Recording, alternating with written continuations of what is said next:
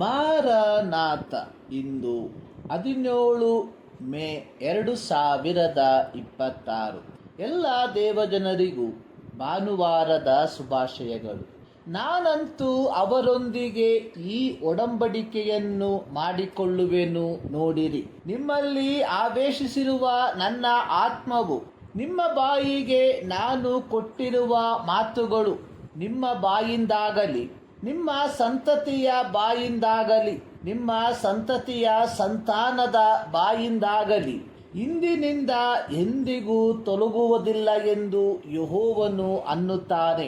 ಯೆಶಾಯನ ಪ್ರವಾದನ ಗ್ರಂಥ 59ನೇ ಅಧ್ಯಾಯದ 21ನೇ ವಾಕ್ಯ. ಯೆಹೋವನು ಪ್ರವಾದಿಯಾದ ಯೆಶಾಯನ ಮೂಲಕ ಇಸ್ರಾಯೇಲ್ ಜನಾಂಗದ ಕಪಟತ್ವವನ್ನು ಹೊರಪಡಿಸುವವನಾಗಿದ್ದಾನೆ. ಯೆಹೋವನ ಆಜ್ಞೆಗಳಿಗೆ ಅವಿಧೇಯರಾದ ಇಸ್ರಾಯೇಲ್ಯರು ಯೆಹೋವನ ಮುಂಭಾಗದಲ್ಲಿ ತೋರ್ಪಡಿಕೆಯ ಆರಾಧನೆಯನ್ನು ಸಲ್ಲಿಸುವವರಾಗಿದ್ದರು. ಇದನ್ನು ಕಂಡ ಯೆಹೋವನು ಪ್ರವಾದಿಯಾದ ಯೆಶಾಯನಿಗೆ ತಿಳಿಸಿದ್ದೇನೆಂದರೆ, ನೀನು ಸಂಕೋಚ ಪಡದೆ ಗಂಟಲೆತ್ತಿ ಕೂಗುತ್ತಾ ನನ್ನ ಜನರಾದ ಇಸ್ರಾಯೇಲಿಯರಿಗೆ ಅವರ ದ್ರೋಹವನ್ನು ಪಾಪವನ್ನು ತಿಳಿಯಪಡಿಸು. ಇಸ್ರಾಯೇಲ್ ಜನರು ವಾದಿಸುವಂಥದ್ದು, ನಾವು ಧರ್ಮಶಾಸ್ತ್ರದ ಪ್ರಕಾರ ಉಪವಾಸ ಮಾಡಿದ್ದೇವೆ, ಆದರೆ ದೇವರ ಕಟಾಕ್ಷವನ್ನು ನಾವು ಕಾಣುತ್ತಿಲ್ಲ. ಯೆಹೋವನು ಮೋಶೆಯ ಮೂಲಕವಾಗಿ ಇಸ್ರಾಯೇಲರಿಗೆ ಕೊಟ್ಟಂತಹ ನಿಯಮ ಅನ್ನುವಂಥದ್ದು, ದೋಷ ಪರಿಹಾರಕ ದಿನದಂದು ನೀವು ಪೂರ್ಣವಾಗಿ ಉಪವಾಸ ಮಾಡಬೇಕು. ಆ ದಿನದಲ್ಲಿ ಯಾವ ಉದ್ಯೋಗವನ್ನು ನಡೆಸಬಾರದು. ಯಾಜಕಕಾಂಡ 23:28. ಇಸ್ರಾಯೇಲ್ಯರು ಯೆಹೋವನ ನಿಯಮಗಳನ್ನು ಗಾಳಿಗೆ ತೂರಿ ಉಪವಾಸದ ದಿನಗಳಲ್ಲಿಯೂ ನಿತ್ಯದ ಕೆಲಸವನ್ನು ನಡೆಸಿ ತಮ್ಮ ಆಳುಗಳಿಂದ ಕೆಲಸವನ್ನು ಮಾಡಿಸುವವರಾಗಿದ್ದರು. ಹೀಗೆ ಇಸ್ರಾಯೇಲ್ಯರು ಸಂಪೂರ್ಣವಾಗಿ ಯೆಹೋವನನ್ನು ತೊರೆದು ಬಿಟ್ಟರು. ಯೆಹೋವನು ಇಸ್ರಾಯೇಲರಿಗೆ ಪುನಃಸ್ಥಾಪನೆಯ ಭರವಸೆಯನ್ನು ನೀಡುವವನಾಗಿದ್ದಾನೆ.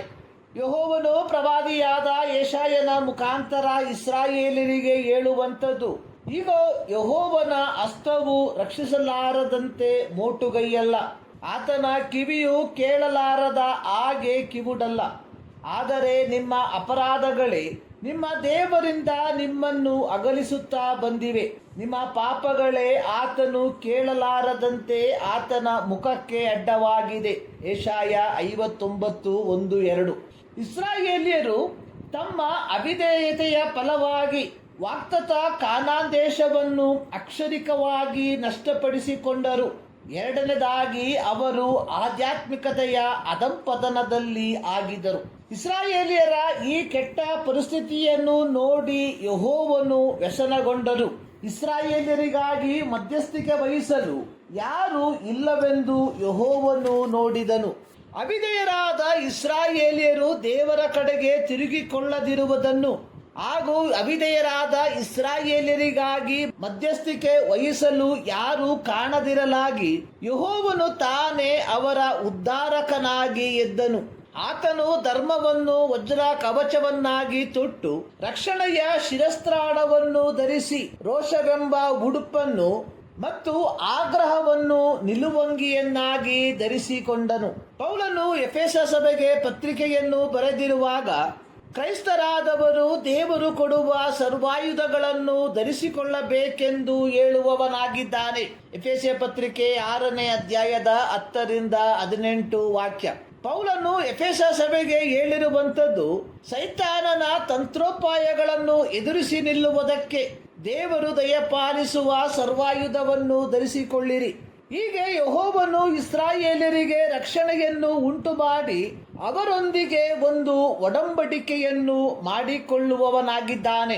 ಈ ಒಡಂಬಡಿಕೆ ಎನ್ನುವಂಥದ್ದು ನನ್ನ ಆತ್ಮವನ್ನು ಅಥವಾ ಸಾನ್ನಿಧ್ಯವನ್ನು ಮತ್ತು ನನ್ನ ಮಾತುಗಳನ್ನು ಅವರ ಬಾಯಲ್ಲಿ ಇಡುವೆನು. ಯೆಹೋವನು ಪ್ರವಾದಿಯಾದ ಯೆರೆಮೀಯನ ಮೂಲಕ ಈ ಒಡಂಬಡಿಕೆಯ ಕುರಿತಾಗಿ ಹೇಳಿರುವಂಥದ್ದು, ನಾನು ಇಸ್ರಾಯೇಲ್ ವಂಶದವರೊಂದಿಗೆ ಮಾಡಿಕೊಳ್ಳುವ ಒಡಂಬಡಿಕೆ ಹೀಗಿರುವುದು, ನನ್ನ ಧರ್ಮೋಪದೇಶವನ್ನು ಅವರ ಅಂತರಂಗದಲ್ಲಿ ಇಡುವೆನು, ಅವರ ಹೃದಯದೊಳಗೆ ಅದನ್ನು ಬರೆಯುವೆನು. ಯೆರೆಮೀಯ 31:33.